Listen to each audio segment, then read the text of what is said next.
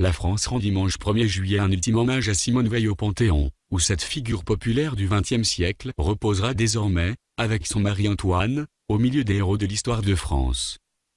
Simone Veil est la 5e femme inhumée au Panthéon, après Sophie Berthelot, la physicienne Marie Curie et les résistantes Germaine Tillon et Geneviève de Gaulle-Antoniose.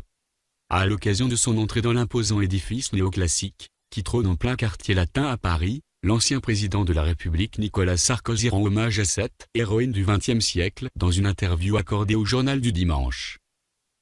L'ancien chef de l'État garde en mémoire une amie, mais avant tout l'image et l'incarnation d'une héroïne du XXe siècle à travers les épreuves qu'elle a traversées, les drames atroces, la Shoah, les causes nobles, le droit des femmes, la réconciliation franco-allemande, les idéaux qui nous dépassent, l'Europe, a rappelé l'ancien président.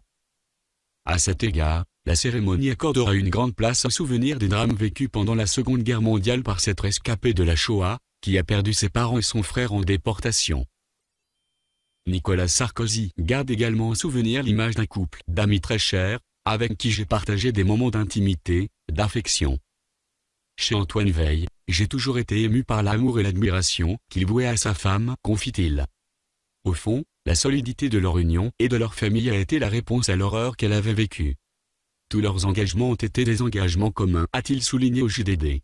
À la mi-journée, les cercueils des époux Veil entreront au Panthéon. Ils seront accompagnés par la famille et par le président Emmanuel Macron, qui aura présidé sur le parvis la cérémonie à laquelle sont attendus 1 millier d'invités, dont les anciens présidents Nicolas Sarkozy et François Hollande.